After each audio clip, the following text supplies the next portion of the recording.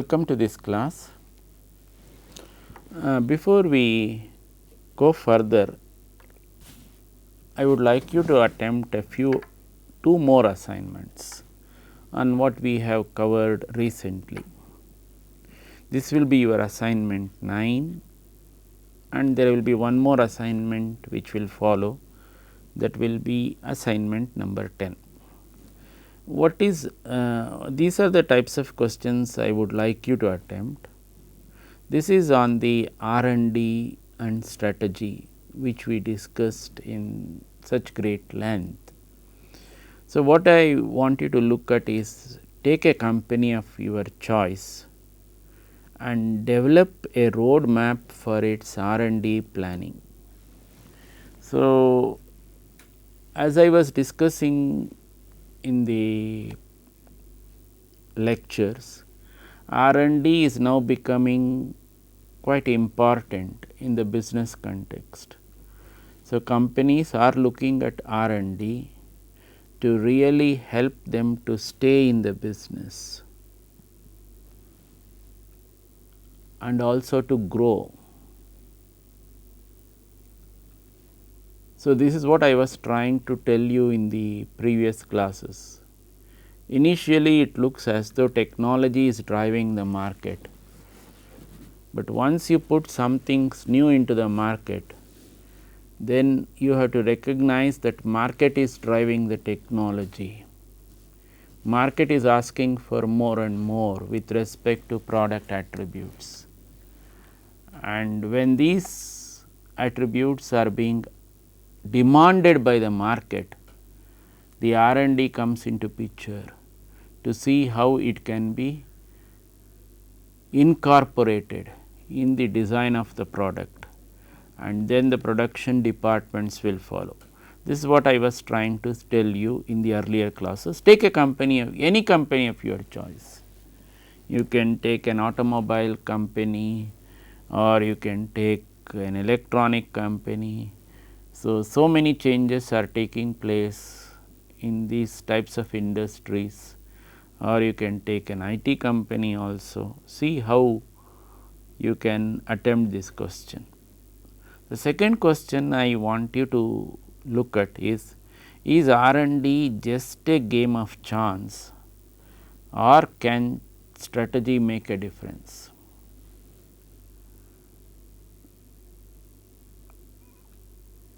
The earlier notion was R&D was an additional department in the company.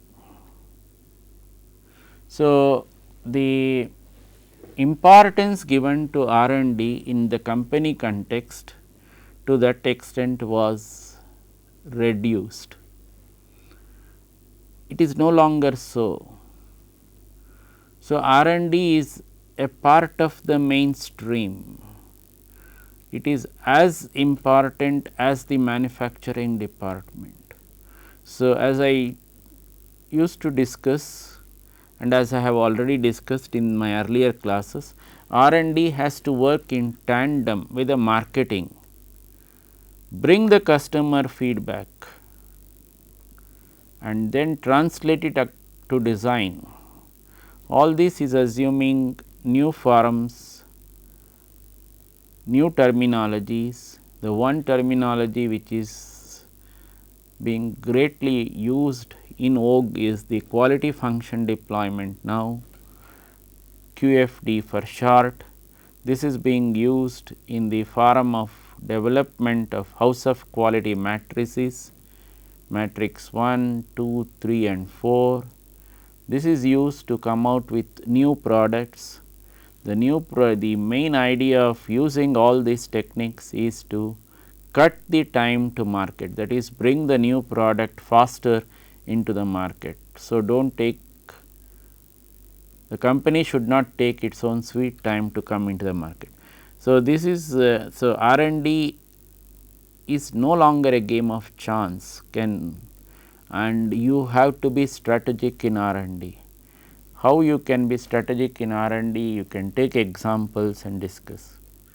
The third question I want you to look at is, explain the terms networking in R&D and tech strategy in R&D. See, some companies have got certain collaborations with foreign companies. Some companies have got some collaborations or some teamwork assignments with other R&D organizations, including universities, labs in universities, and also in the Indian context, labs in the Indian Institute of Science itself or IITs. So, how is this networking going to help these companies? You can take examples. So, if you look at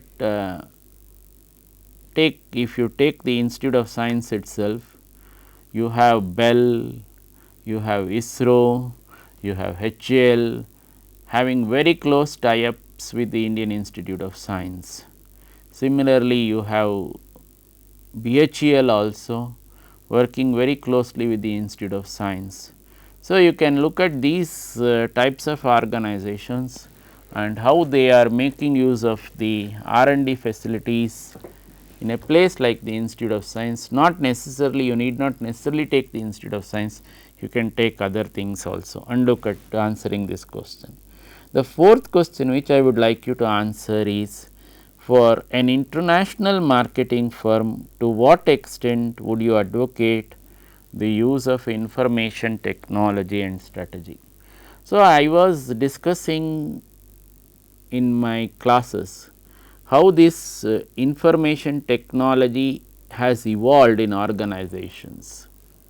So, initially started as a compilation of reports.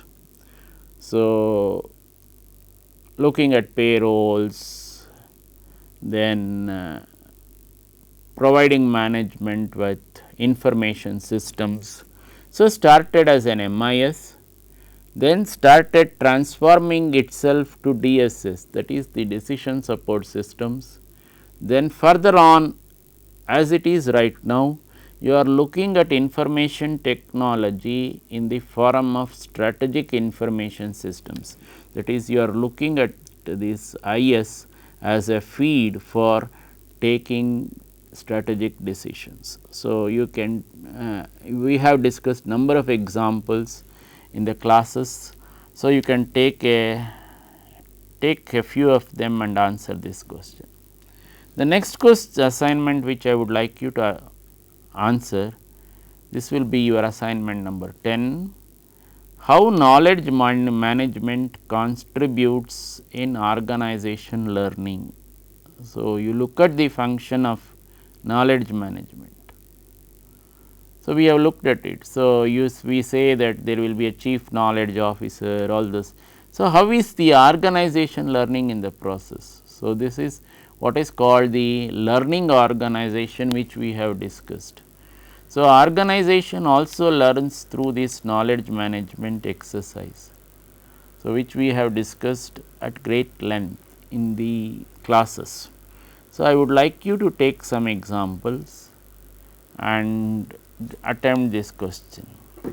The next question which I want you to look at is how knowledge management strategy affects organizational performance. So, this is where the role of the CKO, the chief knowledge officer or the knowledge strategist comes to the fore. So, you have to look at his role in a more focused manner, how he can really contribute to improving the performance of the organization. Suppose you want some information on handling some aspect of a project where you get stuck. This chief knowledge officer or this knowledge strategist, if you approach him, if he provides you the answer through his knowledge management tools which he has gathered in the organization, then the performance of the organization radically improves. So, several such instances are visible, especially in IT companies, because they are taking large number of projects in different countries, face different types of situations where this knowledge management is having a vital role to play, and this knowledge management strategy impinges on the performance of the organization. The third question which I would like you to look at is, can you treat knowledge management as information system? So, this question just asks you, is knowledge management system and information system the same? So, the answer obviously is it is not really the same. So, the knowledge management has to be managed in a different manner. You have different levels as I pointed out to you. So, you have this chief knowledge officer, all these people coming into play, and they are the people to help you out in knowledge management, which you are not looking at from that angle in the information system side. Then I want you to look at this approach which we have looked at with respect to strategic risk. So, discuss the steps of Clark and Verma approach for strategic risk management. As I mentioned to you in the classes, in the present day setup, organizations, that is in the present business day landscape, organizations should be willing to take some risk. So, it is not a risk free environment. So, organizations should be willing to take some risks, and they have to face the consequences of that risk. So, you can defend yourself to a certain extent against this risk, and this is what this Clark and Verma approach mentions to you. So, just have a look at that, and if you can explain this through different examples, that would be nice. So, these are the two assignments which I would like you to attempt. Then we continue further. So, when we looked at organizations, we said we can make use of this balanced scorecard. So, this balanced scorecard can be used for strategy evaluation. So, we can look at 4 parameters with respect to the organization, that is the financial perspective, the customer perspective, the internal business perspective, the learning and growth. So, we said all this can be used to manage the strategy. Managing the strategy can be through 4 processes, that is translating the vision, communicating and linking, then business planning, feedback and learning. Then we said we can use BS, that is a balanced scorecard, as a tool to clarify and update strategy, communicate throughout the company, align unit and individual goals throughout the company, identify and align strategic initiatives, and then conduct periodic performance reviews. So, in fact, if you really see the BCG matrix new is looking at this using some of these tools. So, making use of this competitive advantage versus the number of approaches. Then we also discussed what is this fragmented, what is meant by fragmented, what is meant by specialization, what is meant by stalemate, what is meant by volume.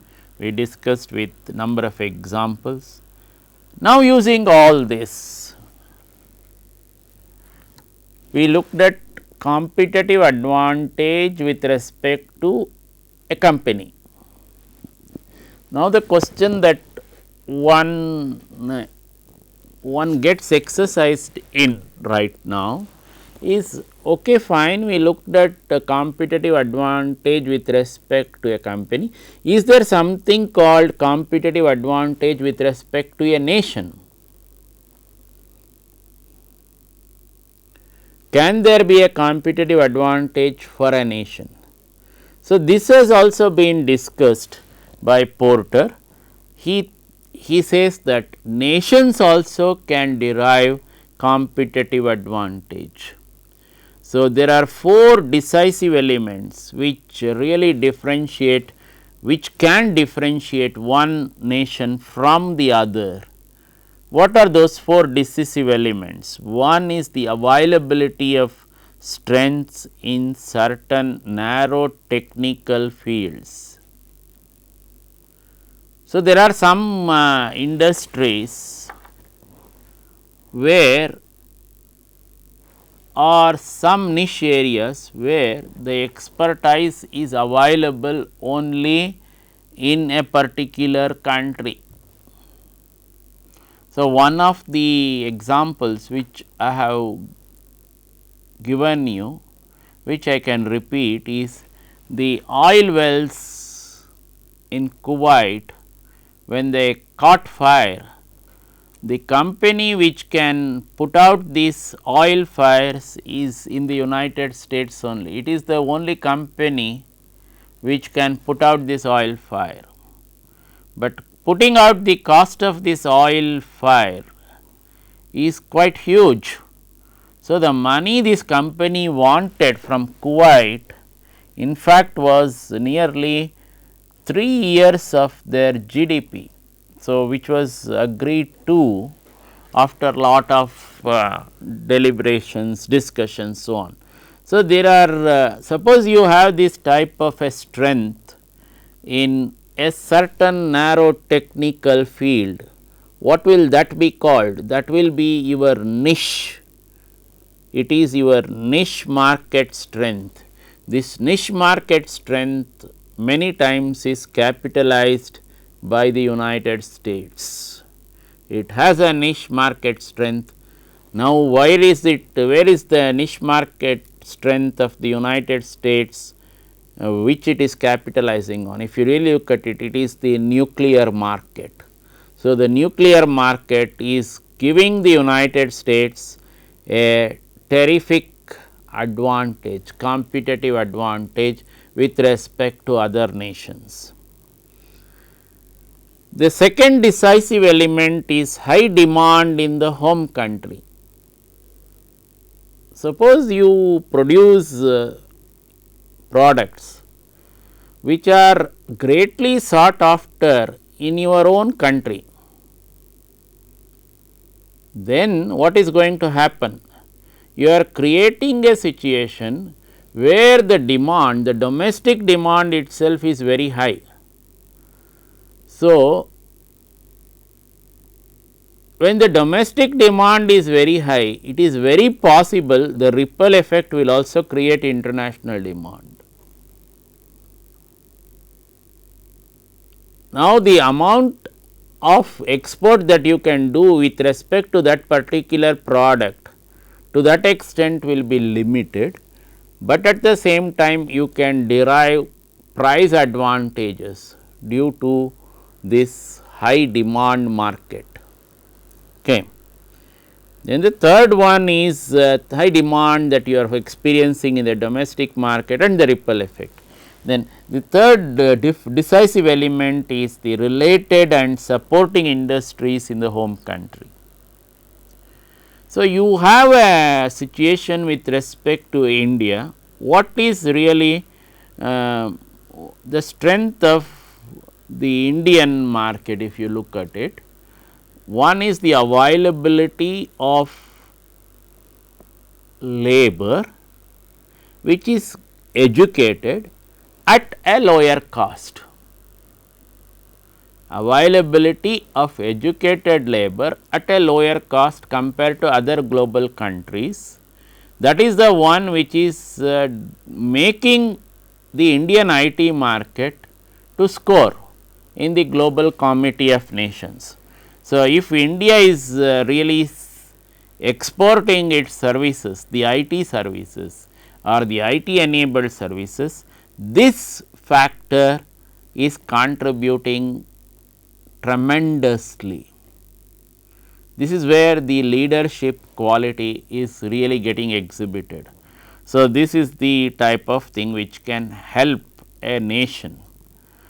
Then the fourth one is what is called strong domestic rivals, local rivalry. So, you have a strong competition domestically also.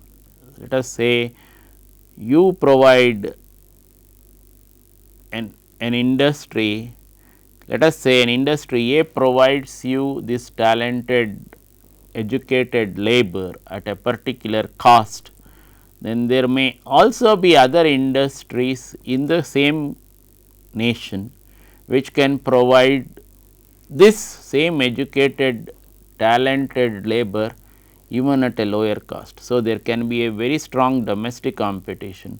When there is a very strong domestic competition, there could be a strong local rivalry, but it can also lead to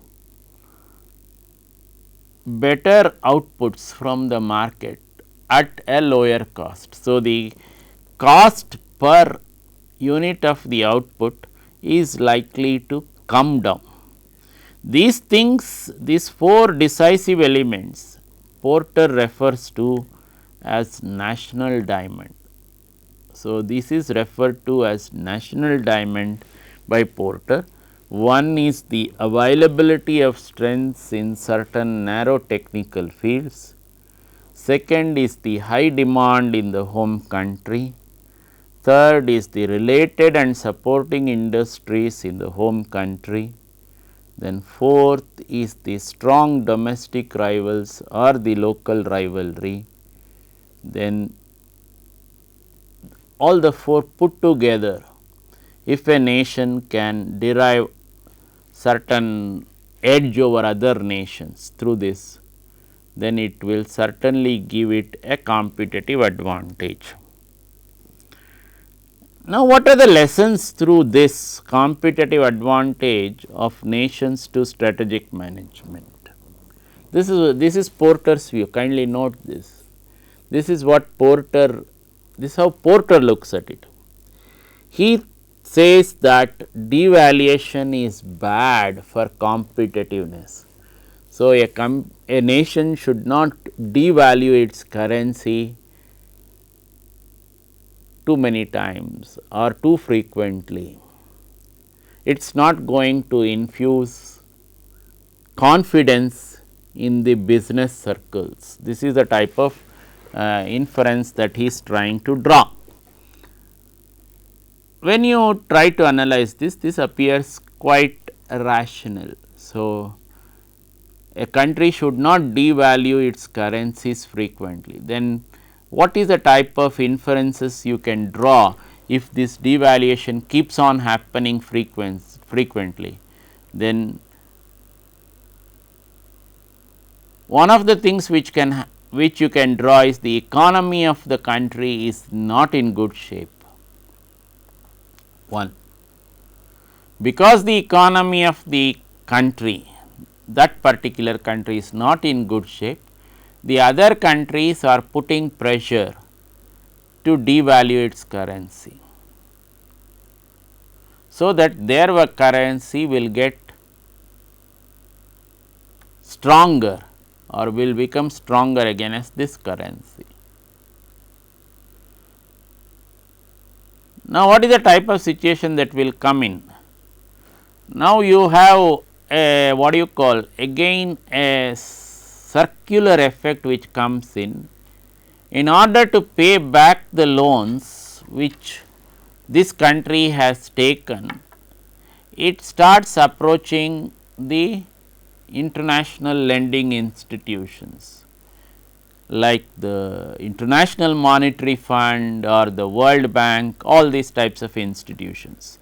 Then what is going to happen? They provide them this credit line, that is the nation, this nation is provided the credit line, and again this has to be reimbursed back to the lending institution. So, you are forced to take money from these international lending institutions, and your interest rate or the payment that you are making to that extent will also go up because your currency is devalued.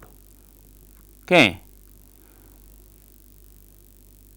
Now, in this also the stronger nations will benefit because they have contributed to the setting up of these international lending institutions as well. So, this is how devaluation can affect. It can affect the business landscape, it can also affect the economy of the country.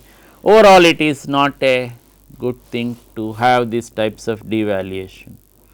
So, if you look at our own country, so if you look at what was the scenario back in say 80s, one US dollar was hovering around 9 to 10 rupees, that is 1 US dollar was equal to about 9 to 10 rupees. What is the present day comparison? In 2010, if you look at what is the type of US dollar hovering around, it is hovering around 45 to 47 rupees right now, so is sometimes touching 48 also. It had gone beyond 50 also a year back or 1.5 years back. It has now come down to 47, 48, that type of setting. So, it is hovering between 46 and 48. What does that mean? It means there is a 400% jump, more than 400% jump between the 80 figures and the 2010 figures. That is, in the last 30 years, dollar has strengthened more than 400 times against the Indian rupee. So, you can now imagine all the effects that can come in. Now, relaxing antitrust is bad. So, what is this relaxing antitrust? So, you are developing many antitrust legislations. So, you do not want what you call monopoly competitions, you do not want a single company to become a monopoly. So, if you look at the Indian context itself, you had Myco, now it is Bosch. So, this Myco is the producer of the spark plugs, which is used in the automotive industry, and its market share was more than 98%. So, when it wanted to expand again, the government put a lid saying that it is already a monopoly industry in this particular product line. So, this is not the good this thing to go. So, it was there was so it was acting like a monopoly. So, this antitrust was again invoked in the United States against this Microsoft company. So, it was invoked saying that Microsoft is doing certain things which are not in good taste. So, again, so antitrust legislations were invoked against this company, as you know. So, this is this to that extent relaxing this antitrust is not good. This is the view of Porter. When you analyze it also, it looks to be holding. Then relaxing product safety and environment regulation is bad. This is again understandable. You cannot compromise with safety and you cannot compromise with environmental regulations as well. This is going to affect the nation. So, many times some of these air disasters which take place where some safety regulations have been compromised. It can not only or these types of disasters very dangerous to the traveling public, that is in fact killing the almost all the passengers, but it can also put the entire aviation industry itself of the country in poor light. Okay. So, this is very understandable. So, you cannot compromise on the product safety or the environmental regulation. Deregulation is good. When you look at deregulation, what are you trying to do? You had a deregulated market. When it is a deregulated market, you have number of competitors, number of players, you find that the market fixes the price for your product. Earlier when you are a monopoly player, what was happening? You had a situation where the player was fixing the price, now it is the market fixing the price. To a certain extent, the buyer is getting certain advantages in the scenario. The next one, promoting inter-firm cooperation is bad. So, what does this mean? What does Porter mean by this? He says, according to him, 2 or 3 firms joining together for certain interests of their own without competing.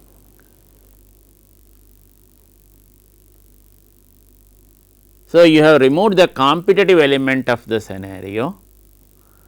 These firms are trying to promote their own interests, not the interests of the other players.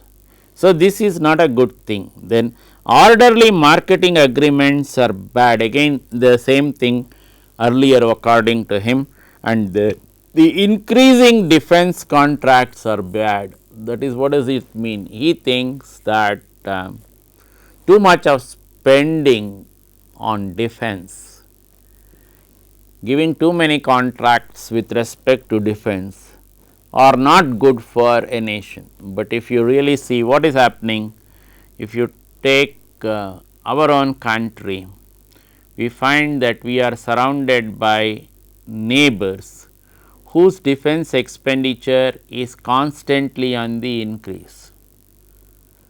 So, in order to defend our country, our expenditure also gets to increase, that is the defense expenditure. So, when this defense expenditure gets to increase, we try to get equipments for defense from different nations. So, this is the type of effects which can follow. So, but some nations gain by this also. So, because they supply arms and other equipment to other countries. So, a country like the United States gains by this. Okay. Now, what is this competitive convergence? Firms compete on this is what we said with respect to competitive advantage of nations earlier. These are the views of Porter. Now, we look at competitive convergence. Firms compete on the basis of similar strategies as in strategic groups.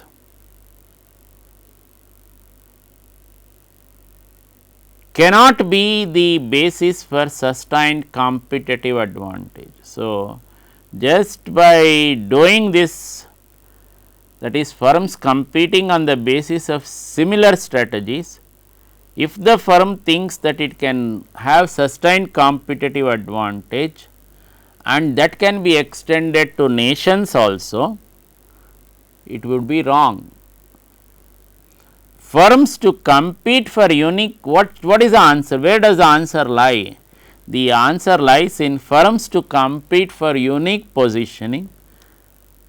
That is, you have to look at different strategies or unique positioning of your firms, so that there can be competitive divergence. So, it can help the nations also. So, this is also this was being advocated by Prahalad, the management guru from our side, in his concept of dominant managerial logic. So, just passed away this year, very well known strategic thinker. he was advocating this concept of dominant managerial logic. So, similarly this in this logic you look at the unique positioning with respect to a firm.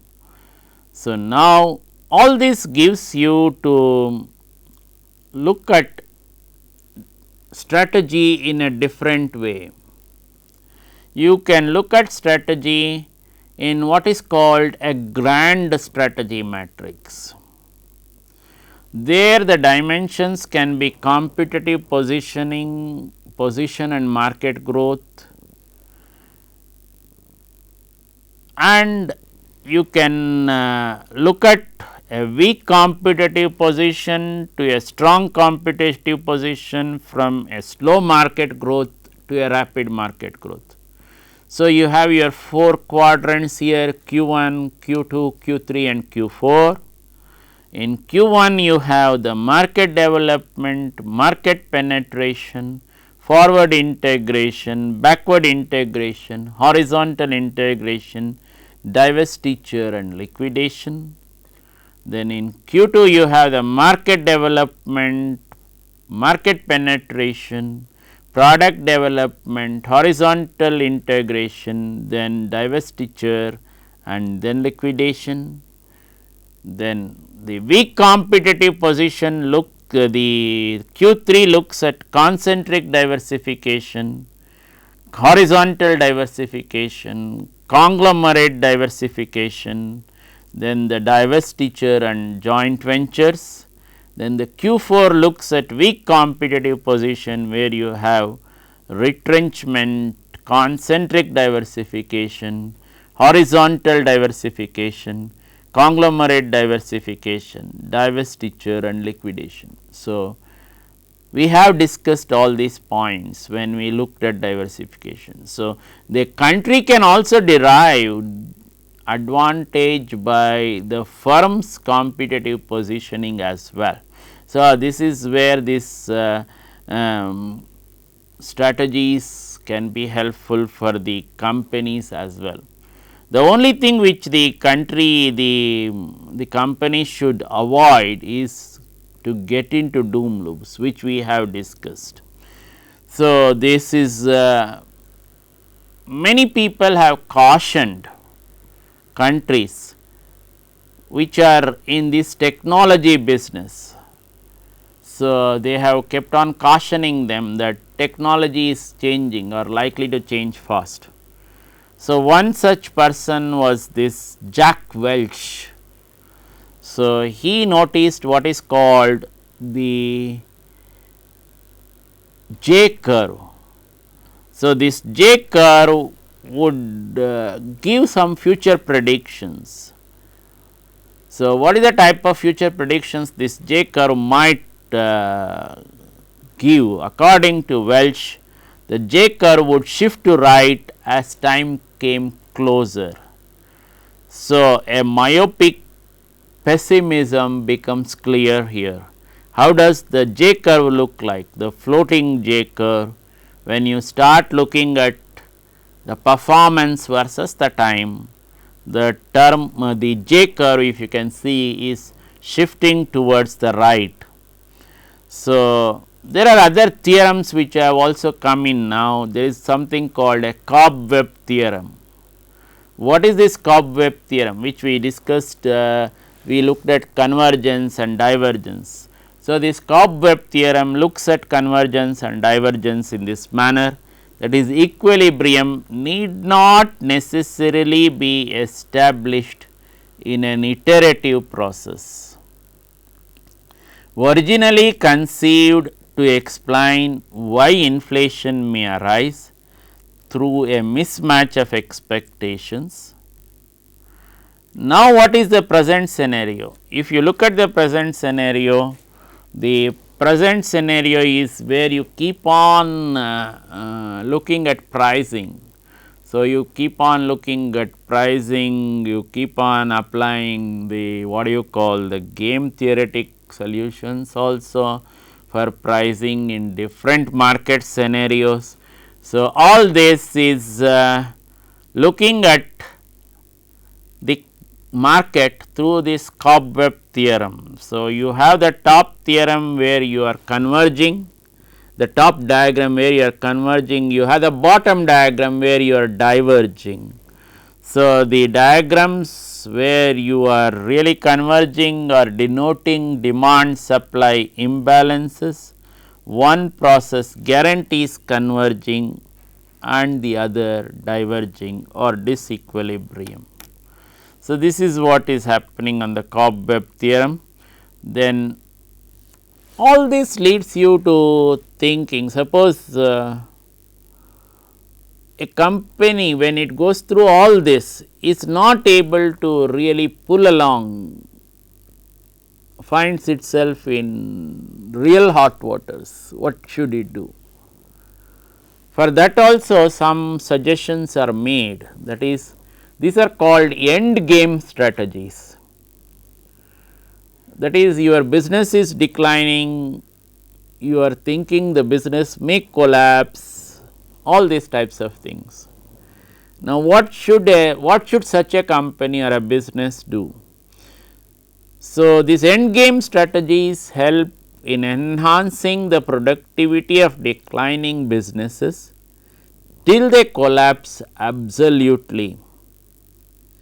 Given by these two people, Harrigan and Porter, the decline phase according to Harrigan and Porter becomes volatile because uncertain demands due to changing technology, preferences and rising uncertainty, then the exit barriers, the strategic considerations, the management resistance, then the pressure to dispose of the assets.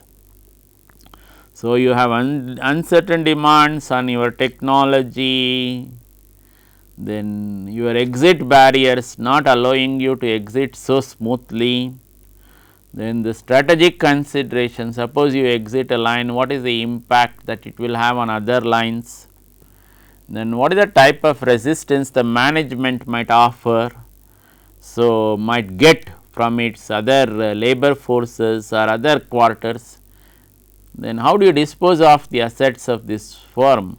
Suppose you were to say this company's business is declining, let me salvage, let me how much is whatever is possible.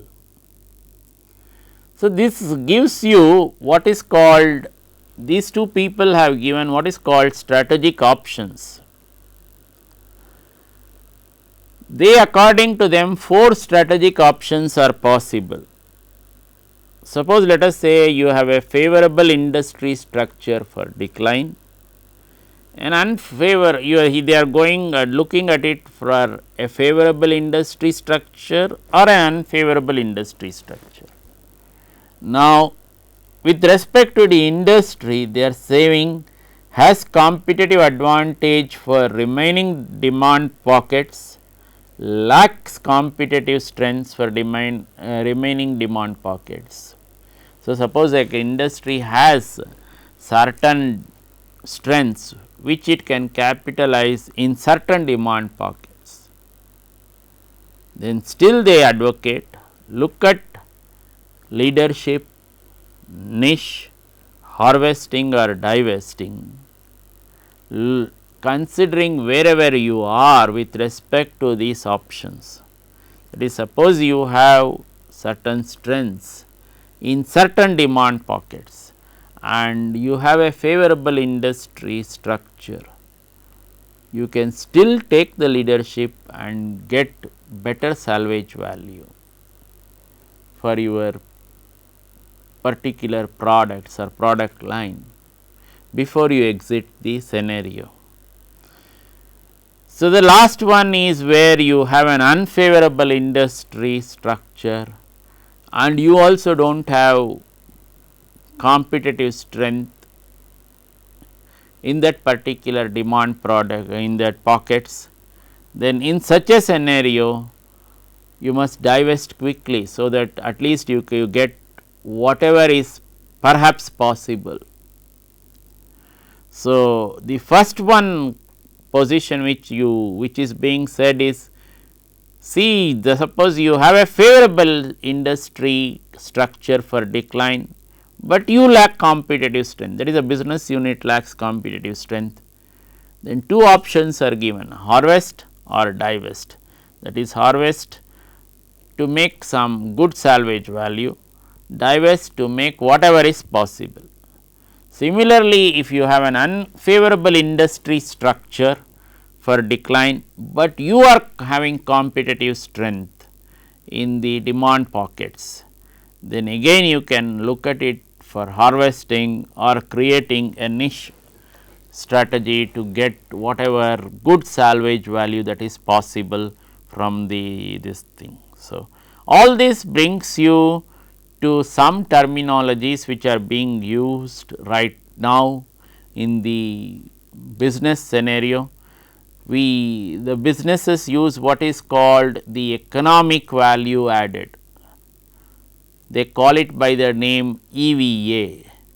What is this economic value added? The economic value added stands for the after tax flow generated by a business, that is the cost of capital it has deployed, the after tax flow generated by a business minus the cost of capital it has deployed to generate that cash flow. So, how much money you have really used up to generate certain money from the business.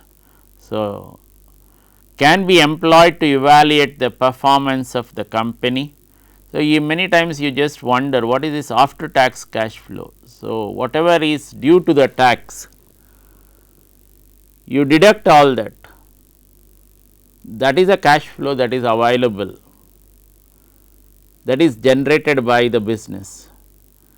Now, you take the cost of capital that you have invested to generate that cash flow, find out where you are, that will be the economic value added. Suppose you find that your 100 rupees has generated 2 rupees, let us say. Then the question that one can reasonably ask, a hypothetical figure which I am trying to give, is was so much effort required to generate these 2 rupees. So, which the company has to answer or has to give plausible answers to this type of a situation, because there are other investment opportunities where the company need not have exerted so much, but could have got a better return.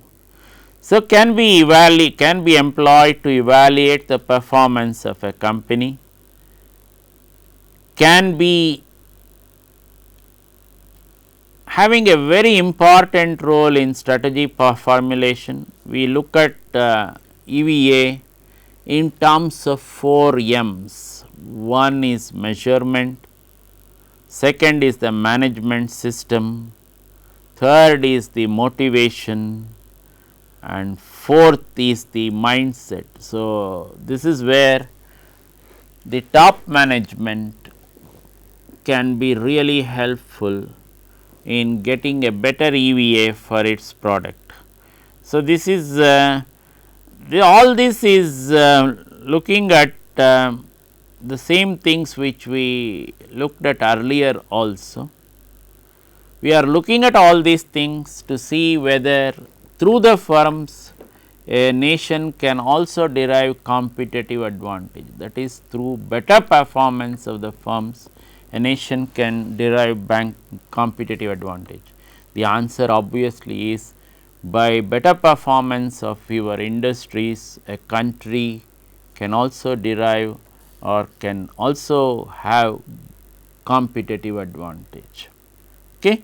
We stop here, we continue in the next class. Thank you.